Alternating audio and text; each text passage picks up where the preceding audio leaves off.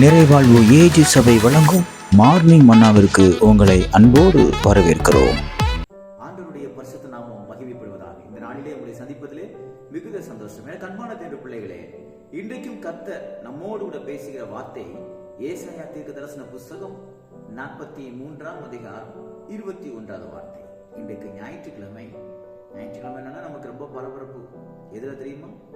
கறி வாங்குறதுல இல்ல, எங்கேயாவது ஊர் சுத்தி பார்க்க போறதுக்காக கிடையாது, தேவனை ஆராதிப்பதற்கு. இன்றைக்கு ஞாயிற்றுக்கிழமை நம்ம ஆராதனைக்கு போகணும், கர்த்தரை ஆராதிக்கணுங்கிற ஒரு பெரிய பரபரப்போடு கூட நீங்க இருப்பீங்க. இந்த வேளையிலும் கர்த்தர் உங்களோட பேசுகிற வார்த்தை, உங்களை கர்த்தர் எதற்காக உருவாக்கினார் என்பதையே கர்த்தர் இன்றைக்கு வெளிக்காட்டுகிறார். இந்த ஜனத்தை எனக்கென்று ஏற்படுத்தினேன்.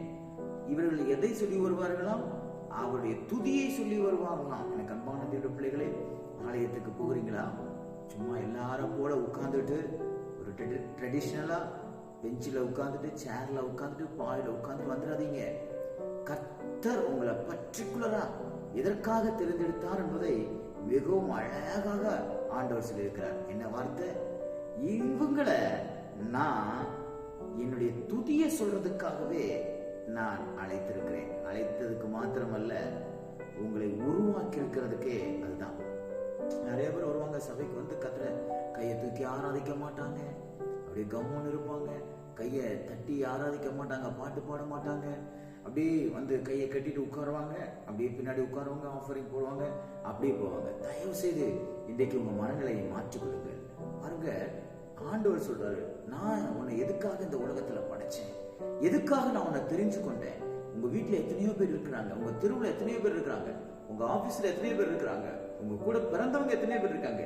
அவங்களெல்லாம் கர்த்தர் தெரிந்து கொள்ளாம உங்களையும் என்னையும் கர்த்தர் தெரிந்து கொண்டிருக்கிறதுக்கான முக்கியமான நோக்கத்தில் ஒன்று, அவருடைய துதியை சொல்லி வருவதற்கு.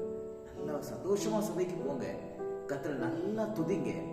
எவ்வளவு சத்தமா கர்த்தரை ஆராதிக்க முடியுமோ, எவ்வளவு சந்தோஷமா கர்த்தரை ஆராதிக்க முடியுமோ, கர்த்தரை நல்லா ஆராதிங்க. அங்க போயிட்டு யாராவது உங்களுக்கு தெரிஞ்சவங்க, அவன் உங்களுக்கு பிடிக்காதவங்க சபைக்கு வரலாம், அல்லது நீங்க பிடிக்காத சபை கூட போயிட்டு இருக்கலாம். அதெல்லாம் ஒண்ணுமே நீங்க கேர் எடுத்துக்காதீங்க. நீங்க போகிறது கர்த்தரை துதிப்பதற்காக. என்னை படைத்த தெய்வம் என்னை எதற்காக படைத்திருக்கிறாரோ அதை செய்வதற்காக நான் போகிறேன் என்று சொல்லி முழு உள்ளத்தோடு கர்த்தரை நீங்க துதிங்க. முழு ஆத்மாவோடு கர்த்தரை துதிங்க. முழு பலத்தோடு கர்த்தரை துதிங்க. நல்ல 10 நரம்பு வீணையினால ஆமென் தாவீது துதிச்சது போல கர்த்தரை நல்லா துதிங்க, துதிங்க, துதிங்க. ஏன் துதிங்கன்னு சொல்றது தெரியுமா? வேதம் சொல்லுகிறது, என்னை கனம் பண்ணுகிறவனை நான் கனம் பண்ணுவேன் என்று சொல்லுகிறேன். நீங்க துதிக்கிறது கர்த்தரை கனம் பண்றது. நீங்க துதிக்கிறது ஏதோ பாஸ்டருக்காக கிடையாது, அங்க வரக்கூடிய சபை விசுவாசிகளுக்காக கிடையாது. கர்த்தரை துதிக்கிறீங்க. அவரை நீங்க துதிச்சீங்கன்னா அவர் உங்க துதிக்குள்ள வாசம் செய்வாராம். வாசம் செய்வார்னா எப்படி தெரியுமா? அவர் உங்களுக்குள்ளே உலாவுவாராம். அவர் உங்க மத்தியில உலாவாரையானால் உங்க பிரச்சனை மாறிடும், உங்க சரீர பலவீனம் மாறிடும், உங்க சிந்தையில ஒரு பெரிய மாற்றம் வந்துடும், உங்க குடும்பத்துல ஒரு பெரிய மாற்றம் வந்துடும். ஏன்னா வானத்தையும் பூமி உண்டாக்கின கர்த்தர் உங்க துதிகளுக்கு மத்தியில இருக்கிறாரே, அதை மறந்துடாதீங்க. சபையில யாரு இருக்காங்களோ இல்லையோ, நீங்க விரும்பின பாஸ்டர் இல்லாம இருக்கலாம், நீங்க விரும்பின பாஸ்டர்மா இல்லாம இருக்கலாம், நீங்க விரும்பினது போல விசுவாசிகள் இல்லாம இருக்கலாம். அதெல்லாம் நீங்க ஒண்ணும் கவலைப்படாதீங்க. உங்களுக்கு நடுவிலே கர்த்தர் வாசம் செய்து கொண்டிருக்கிறார். காரணம் என்னவென்றால், நீங்கள் கர்த்தரை துதிக்கிறீர்கள். கர்த்தரை நீங்க எவ்வளவுக்கு அதிகமாக துதிச்சு கொண்டே இருக்கீங்களோ அவ்வளவுக்கு அதிகமா கர்த்தரத்துல நீங்கள் அற்புதங்களை பெற்றுக்கொள்வீர்கள். எனக்கு அன்பான தேவ பிள்ளைகளே, துதிக்கிற மனுஷன் சோர்ந்து போக மாட்டான். கர்த்தரை துதிக்கிற மனுஷன் தளர்ந்து போக மாட்டான். கர்த்தரை துதிக்கிற மனுஷனை கர்த்தர் கைவிட மாட்டார். கர்த்தரை துதிக்கிற மனுஷனை கர்த்தர் ஒவ்வொரு நாளும் உயர்த்தி கொண்டே இருப்பார். கர்த்தர் பாருங்க, தாவீது கர்த்தரை அவன் சொல்றான், கர்த்தரை துதிக்கிறது எப்போதும் என் நாவில் இருக்கும், என் வாயில் இருக்கும் சொல்றான். அப்படி சொன்னவரை தான் கர்த்தர் ஆடுகளுக்கு பின்னாடி போனவரை கர்த்தர் அரசனாக மாற்றினார். துதிக்கு அவ்வளவு பவர் இருக்குங்க.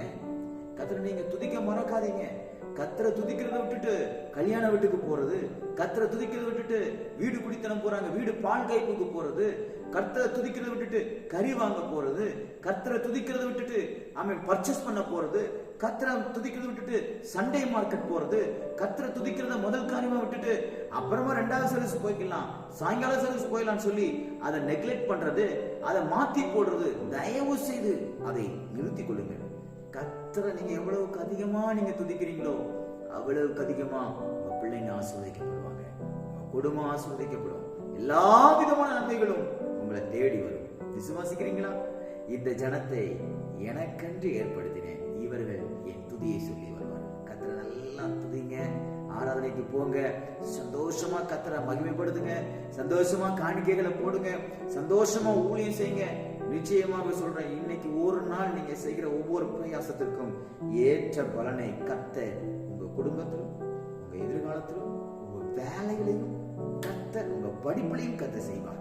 விசுவாசிங்க, அவரிடத்திலிருந்து அற்புதங்களை பெற்றுக்கொள்ளுங்கள். இந்த நாள் முழுவதும் உங்களுக்கு ரொம்ப சந்தோஷமான நிறைந்த ஞாயிற்றுக்கிழமையாக இருப்பதாக கர்த்தர் உங்களோடு இருப்பாராக. God bless you. நிறைவாழ்வு ஏஜி சபை பாண்டிச்சேரி. ஜெப தேவைக்கு 9952776926 9500794949.